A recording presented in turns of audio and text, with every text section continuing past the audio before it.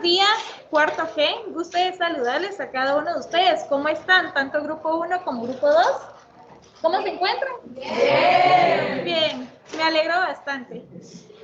Vamos a dar inicio a nuestra clase de hoy. La clase anterior estábamos hablando un poquito, una pequeña inducción de la sociología, ¿sí? Entonces el día de hoy vamos a hablar un poco más en sí sobre la sociología, pero lejos de la sociología y su educación. Entonces vamos a enfocar el grupo número 1 para que tengamos una participación bastante activa y vamos a cambiar la cámara por acá. Ahí estamos. Entonces, cualquier duda del grupo número 1, sin pena me puede decir, y grupo número 2 también. Voy a comenzar a compartir pantalla. Solo me avisan si se ve y se escucha bien, por favor. Vamos a iniciar con una pregunta muy importante y dice así: ¿para qué nos sirve la educación? Entonces, les voy a enviar a continuación un enlace y dentro de ese enlace usted va a escribir con sus propias palabras qué es educación. Bien, entonces lo voy a compartir al chat del grupo de Ciencias Sociales.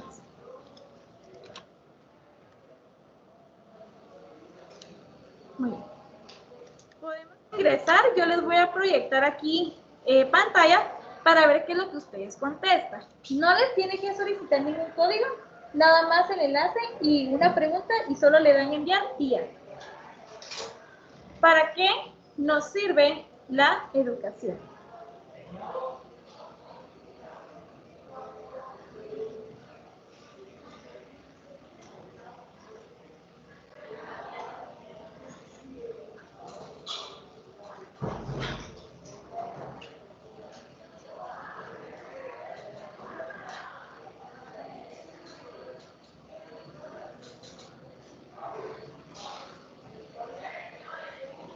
Si fuera definido con 2 o 3 palabras o con una, está bien.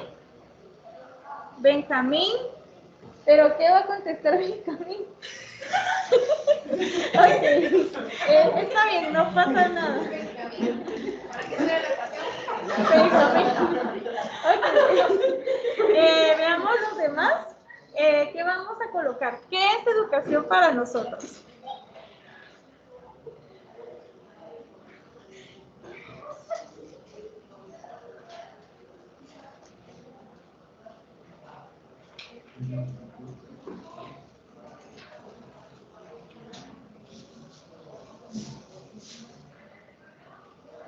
Conocimiento, muy bien. Adquirir conocimientos. Ok, ya tenemos nuestro común denominador. Avance y progreso. Es un modelo, me imagino que. Ok, desarrollar capacidad.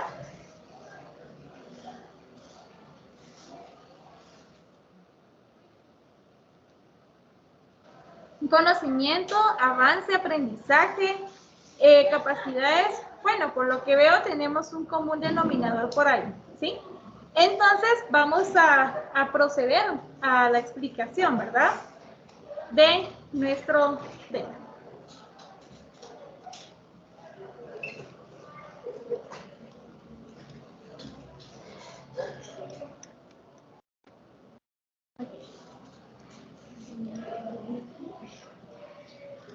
Nuevamente voy a compartir. De parte de la Universidad San Carlos de Guatemala, Escuela de Historia, Licenciatura para la Enseñanza de la Historia, les vamos a impartir el tema Teorías Sociológicas y de la aplicación a la educación. Mi persona va a estar a cargo de esta pequeña clase.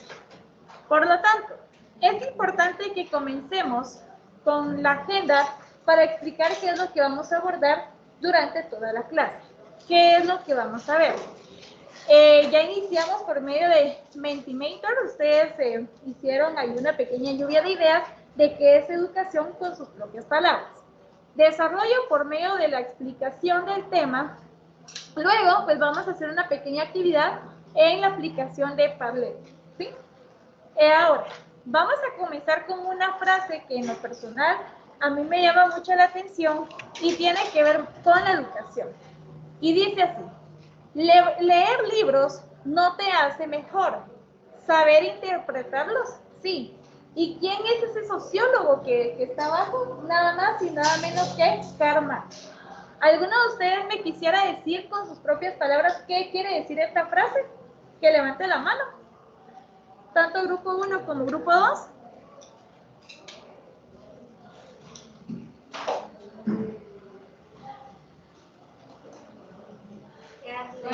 Suani. A ver, Suani. Y tal vez se refiere a que digamos, si uno no sabe qué es lo que estamos viendo, nunca vamos a captar el conocimiento que quiere transmitir el escritor. No sé. Excelente, un fuerte aplauso.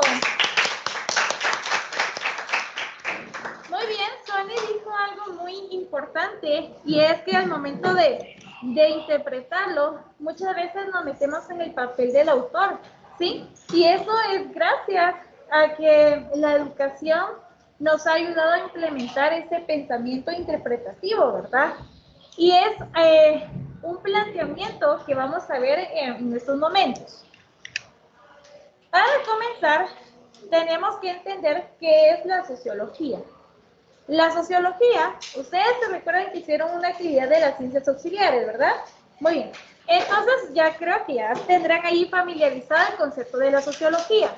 Y dice que es un sistema en que la sociedad tendrá alguna relación partiendo desde el ser individual hacia el ser colectivo, en el que nosotros vamos a estar por medio de roles, ciertas interacciones, también los comportamientos, entre otros. Ahora bien, cuando hablamos de la sociología educativa, aquí hay otras implicaciones. Ya es un término un poquito más profundo. Y dice así: cuando hablamos de la sociología educativa, son aquellos conceptos, modelos y teorías que nos van a ayudar a interpretar cómo es la educación de acuerdo a nuestra realidad social. Por ejemplo, porque existe una educación privada, una educación pública, nos va a ayudar a entender por qué en las mismas, en algunas se avanza el pensamiento crítico y en otras no, por ejemplo, ¿verdad? ¿Cómo nosotros aprendemos? ¿Será que la enseñanza es igual en todos los lugares? Entonces, eso es lo que nos ayuda en sí a entender la sociología educativa. Bueno, algo más que se puede agregar a esto es que estas mismas ideologías nos van a enseñar a interactuar en diferentes ámbitos, siempre relacionados en el campo educativo. Por ejemplo, no solo se trata de venir aquí a informar sobre un tema, también se trata de crear en ustedes ciertas destrezas. Por ejemplo, algunos son buenos en pintar, otros son buenos en la matemática, otros en opinar en clase y así sucesivamente. A ver, cuarto G, ¿hasta el momento hay alguna pregunta o todo claro? ¿Todo claro? Muy bien, muchas gracias. Entonces, a continuación, vamos a ver un contraste de dos sociólogos. El primer sociólogo que vemos acá en pantalla es Karl Marx. Él ha tenido varios enfoques, no solo en la dimensión económica, como les había mencionado, del capital, sino que también tiene ciertos enfoques en cuanto a la educación. Vamos a tomar una teoría de Karl Marx y va a ser sobre el proletariado y la educación. Pregunto, para cuarto G, desde su punto de vista, ¿creen que la educación es la misma en cuarto bachillerato en el ICPA a cuarto bachillerato en un establecimiento público? ¿Creen que es la misma educación? ¿Sí o no? No. ¿Por qué? ¿Alguien que me quisiera explicar? Con una palabra, o sea, ¿qué ven ustedes de diferencia? Hay más disciplina. ¿No hay? Hay más disciplina. ¿En dónde? Y más coordinación aquí en ICPA. Acá en ICPA que en un lugar, ok. Ahí usted dijo algo muy fundamental. Cuando hablamos de la teoría sociológica, que es el proletariado y educación, dice Marx que en muchos establecimientos va a existir siempre un empobrecimiento de poderes intelectuales. ¿Qué quiere decir? Que la persona puede influir en nosotros en el aprendizaje o vamos a aprender lo que esa persona quiere que aprendamos, ¿sí? Que por lo general el aprendizaje va a ser muy limitado. También el espíritu ¿qué? Crítico, ¿verdad? El espíritu de opinar, de participar, entre otros. Otro factor muy importante dice que es la división del trabajo, o sea, las acciones van a limitar nuestra enseñanza-aprendizaje. ¿Qué quiere decir? Que si yo tengo la capacidad de poder meter a mi hijo en un lugar y que aprenda, entonces sí van a haber resultados. Pero si yo no tengo esas posibilidades, ese patrón definitivamente se va a repetir y la enseñanza posiblemente, lo que me enseñaron, si vivo en un lugar muy lejos, remoto, que el acceso a la educación es difícil, yo voy a repetir ese patrón por lo general, ¿sí?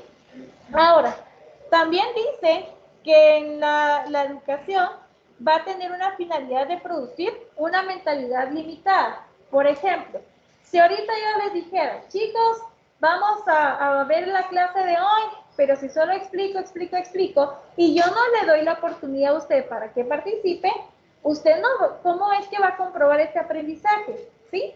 Va a ser muy difícil que lo logre comprobar, solo que sea en un examen, pero de lo contrario, pues no. ¿Sí? En pocas palabras dice que se ha creado una formación pasiva, en el que el estudiante no tiene participación y lo único que hace es replicar o repetir, pero hasta ahí queda. Va a limitar mucho su pensamiento crítico. Ahora, relacionemos esta teoría con la realidad educativa. ¿Qué quiere decir? Que en varios establecimientos, no hablemos solo en el campo público, porque pueden haber escuelas que sean muy buenas, pero en algunos establecimientos de Guatemala, el pensamiento del estudiante es muy limitado, ¿sí? Así como limitado, también existe un sistema muy tradicional, o sea, muy poca innovación. ¿Qué quiere decir? Si ahorita como pandemia vimos que en algunos establecimientos se acoplaron a Zoom, a Teams, etcétera, pero van a haber otros establecimientos que van a enviar solo guías. Y la pregunta es, ¿será que con una guía el estudiante aprende? No, ¿verdad? Entonces, vemos ahí dos contrastes muy diferentes. Y eso es lo que nos quiere dar a entender Karl Marx con su teoría, que el empobrecimiento intelectual va a ayudar a que nosotros nos limitemos y que no salgamos de esa zona de confort. Ahora bien, al hablar de nuestra propuesta de solución, dice que hay dos grandes alternativas. Número uno, los emprendimientos. ¿Qué quiere decir?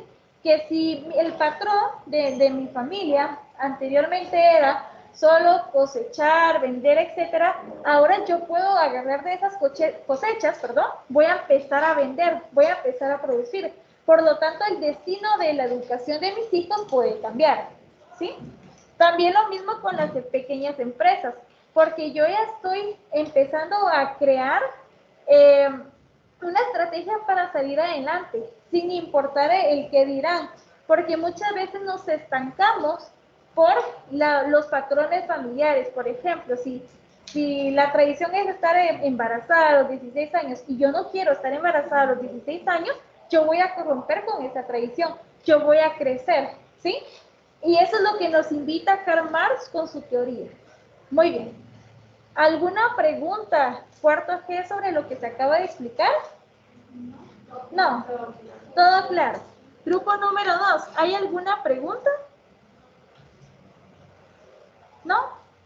Bueno. No sé. Ahora vamos con el siguiente punto. Y va a ser sobre la teoría de Emil Durkheim.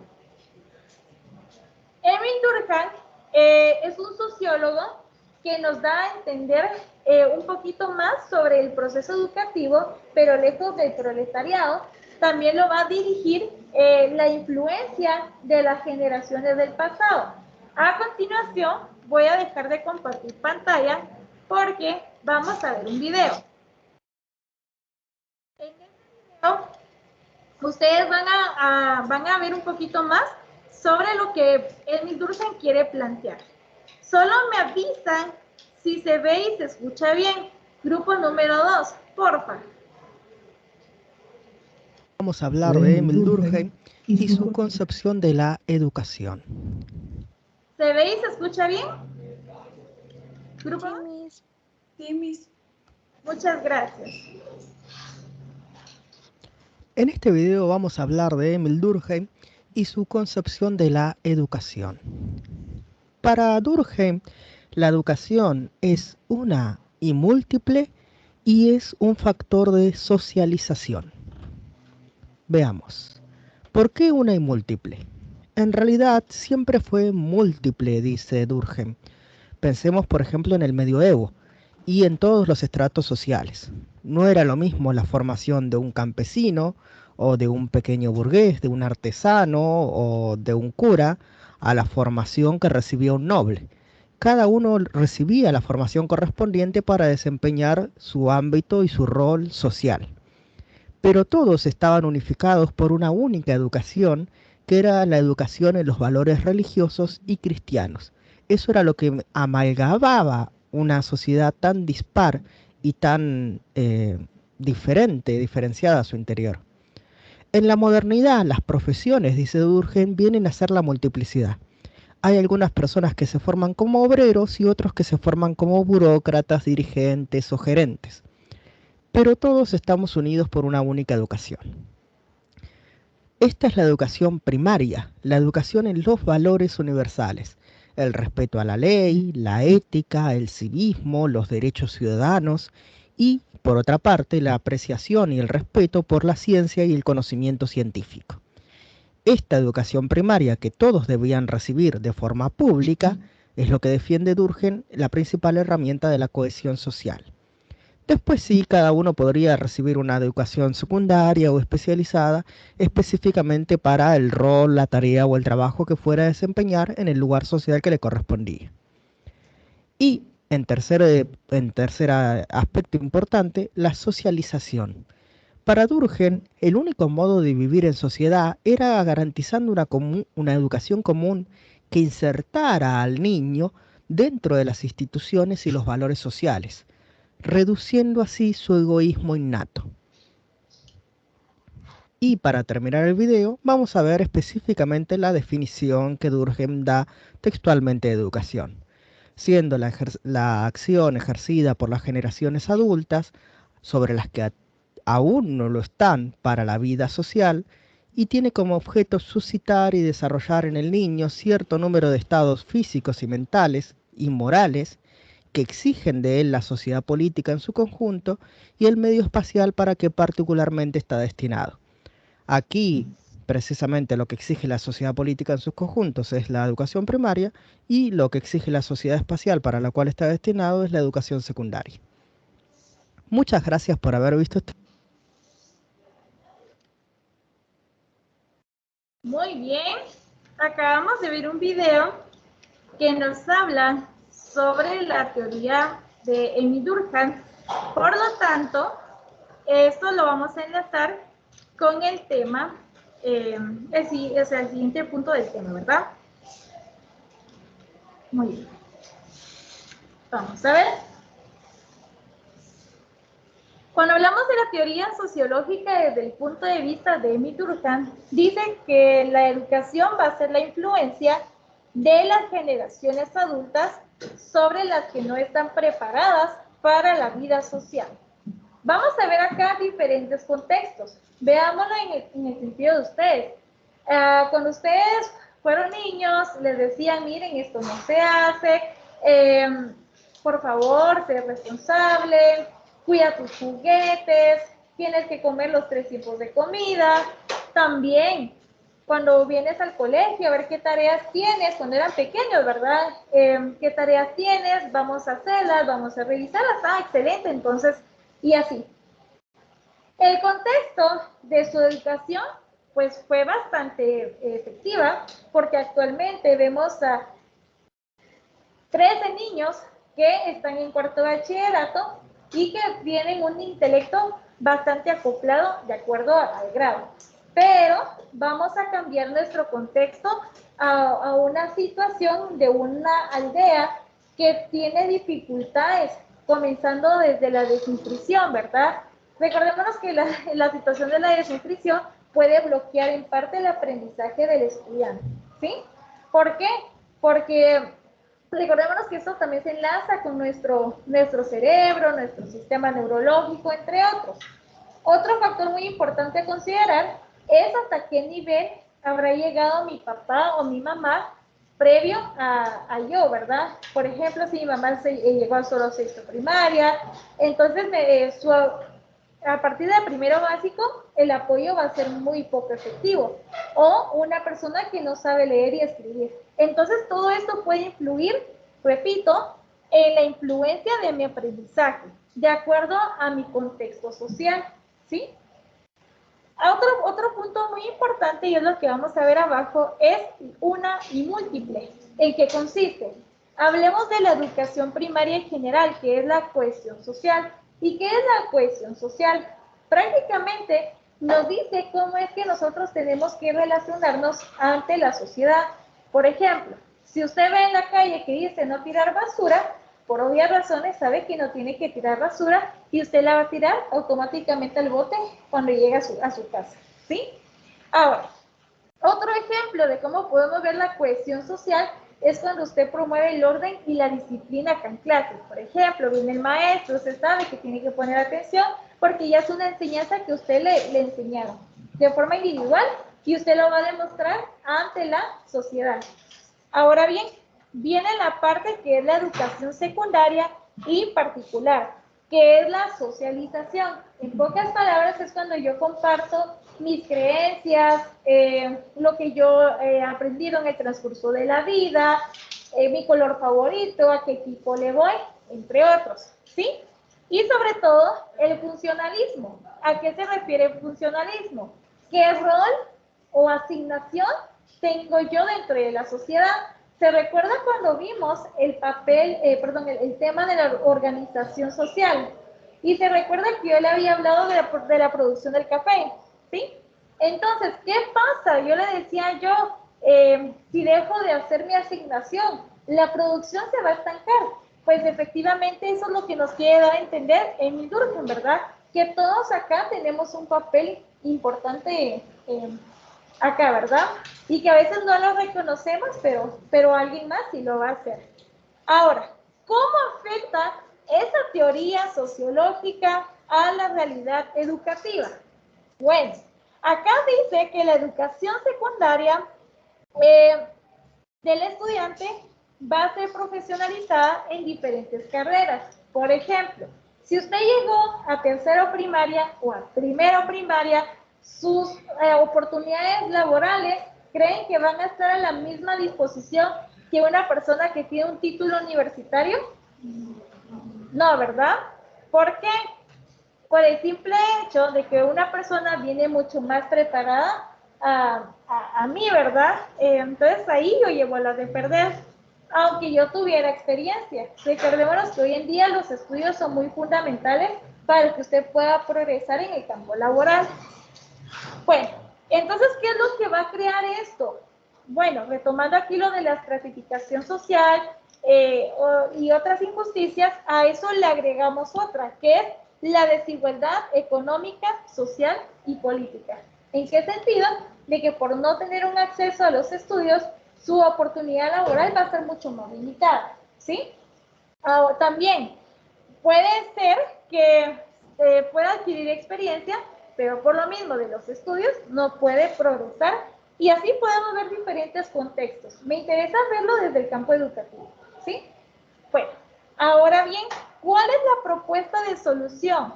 El sistema educativo equitativo. A pesar de que estemos en dos contextos diferentes, por ejemplo, un establecimiento privado y uno público, puede ser que el CNB se aplique igual a ambos, ¿verdad? Otro ejemplo podría ser que el docente también cree un sistema de innovación, ¿verdad? En el que venga y bueno, vamos a ver quién trae el celular, quién trae internet, vamos a hacer un juego. O sea, esas dinámicas son las que uno como docente trata de buscar, ¿no? Para ayudar a sus estudiantes. Bueno, ¿alguna duda con relación al tema, chicos? ¿O todo claro? Todo claro. Grupo número 2, ¿alguna pregunta o todo claro? No. Todo claro. Miss. Muy bien, muchas gracias, Suani y Rocío. Bueno, a continuación, no podemos irnos de la clase sin hacer nuestro pequeño ejercicio. Por lo tanto, como yo sé que usted aprendió, usted comprendió, ¿verdad? Vamos a hacer una actividad. Vamos a hacer un comentario crítico y reflexivo, en el que ustedes van a analizar y comparar las dos teorías sociológicas que se dieron en clase. Van a elaborar un comentario reflexivo sobre un enfoque crítico de acuerdo a las dos teorías que representan la realidad guatemalteca. O sea, ¿qué quiere decir, verdad? Que usted va a hacer un comentario y va a decir cómo usted ve reflejado estas dos teorías en la educación. ¿Sí? Vamos a hablarlo. Y el siguiente punto, usted va a proponer una solución. Por ejemplo, vamos a ver que en los departamentos exista una educación más inclusiva, que sí existan profesores y que sean de la misma especialidad, por ejemplo, porque muchas veces hay un profesor que da clases, pero no sabemos si es de su especialidad. Esa podría ser una propuesta. Y así vamos a hacer dos actividades. Entonces, voy a dejar de compartir acá. Vamos a ingresar a Padlet y aquí les va a aparecer las dos preguntas. Nada más les va a aparecer el espacio para que usted le dé clic y haga su comentario. ¿Sí? Entonces, les voy a compartir el enlace para el grupo 1 como el grupo 2. La mano levantada, cuénteme. ¿Será que nos podría dar un ejemplo sobre el primer punto? Es que sí se entiende, pero como para establecerlo mejor, por así decirlo. No, no tenga pena. De acuerdo a las dos teorías que vimos en clases, puede usted manifestar un ejemplo de cómo lo ha visto en la realidad educativa. Por ejemplo, mi prima Sofía actualmente estudia en la escuela, pero ella misma ha dicho que no ha aprendido porque solo le envían guías y ella cree que no está preparada para el siguiente grado, por ejemplo. ¿Resolví su pregunta? Sí, gracias. Muy bien. Entonces les voy a dar 5 minutos para realizar ambas actividades. ¿Ya ingresaron a Padlet? ¿Ya? Ya. Entonces vamos a supervisar que... Muy bien.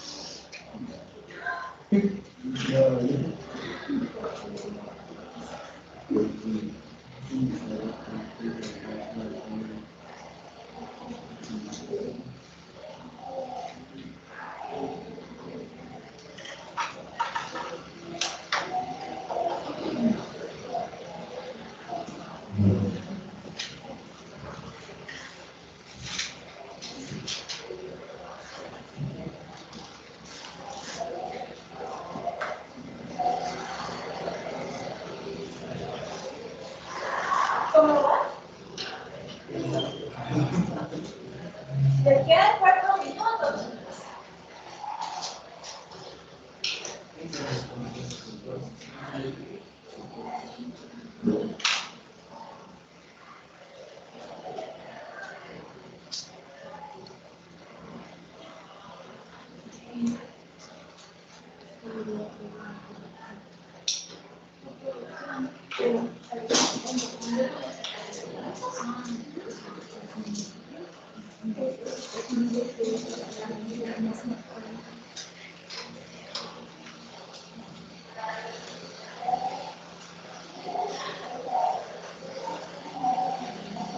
Muy bien, ya tenemos una respuesta. 3 minutos.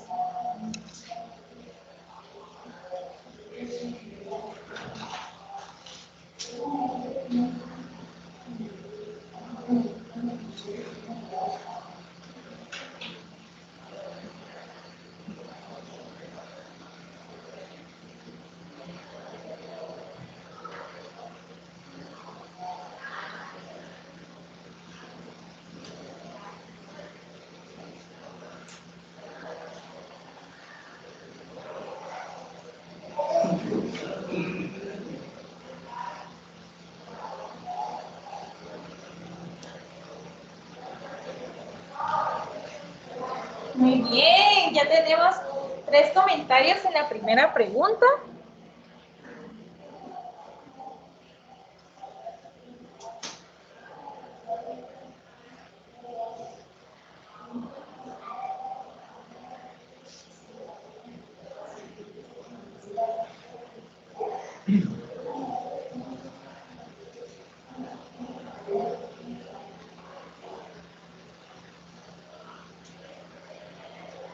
Excelente, 6 comentarios.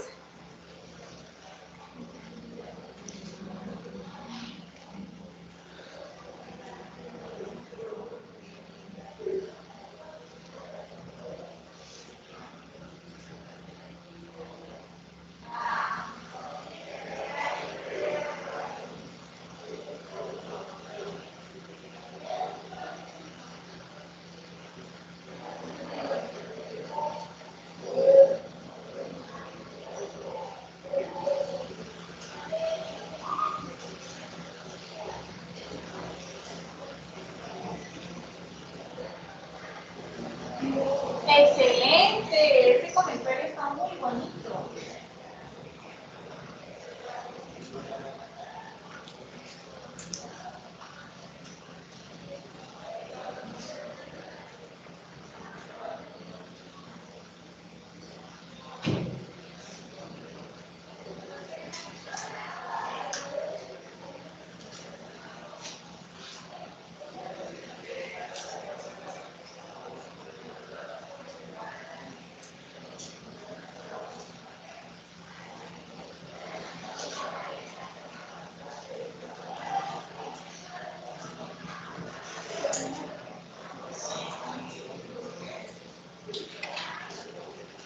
Muy bien, 12 comentarios, excelente, hay mucha participación por parte de toda la clase.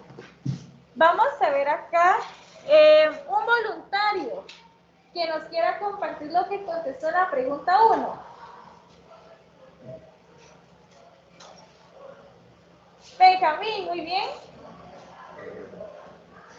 Pues más que todo sería la realidad que pues muchas veces la indisciplina, tanto de profesores como alumnos, que tampoco promueven una educación eficaz a la hora de enseñar, o sea, no ponen tanto a los alumnos, sino que se fijan más en ellos mismos que en preguntar. Muy bien, un fuerte aplauso. Muy bien. A ver, la pregunta, de la misma pregunta, ¿verdad? Número 1, otro voluntario que quisiera participar, que levante la mano.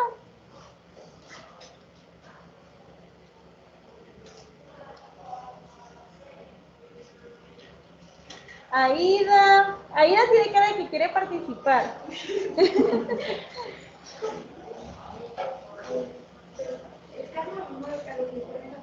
Los profesores y estudiantes tienen que poner de su parte para poder aprender y prestarle más atención a los estudiantes Y al momento de terminar el tema, pues siempre preguntar si algún estudiante tiene alguna duda y resolver su duda. Excelente, fuerte aplauso. A ver, vamos a ver, Damaris. Yo creo que uno de los problemas más grandes que ha habido ahorita a través de la pandemia es que a los niños solo les mandan guías, pero así los niños que están empezando su ciclo escolar no tienen como que una base así como leer o escribir o cosas así. Y muchos de sus padres o familiares que le ayudan quizás solo han tenido una educación así primaria, así de primero primaria, segundo, o hay quienes son analfabetas, entonces no habría como que personas que realmente le enseñen al niño. Excelente, un fuerte aplauso a Damaris. Muy bien, cuarto G. Con esto culminamos, miren, a tiempo nuestra clase. Les doy gracias a todos por su participación y les deseo una bonita mañana para cada uno de ustedes. Adiós, feliz día. Adiós, Adiós, chicos. Adiós, grupo 1, feliz día. Miss.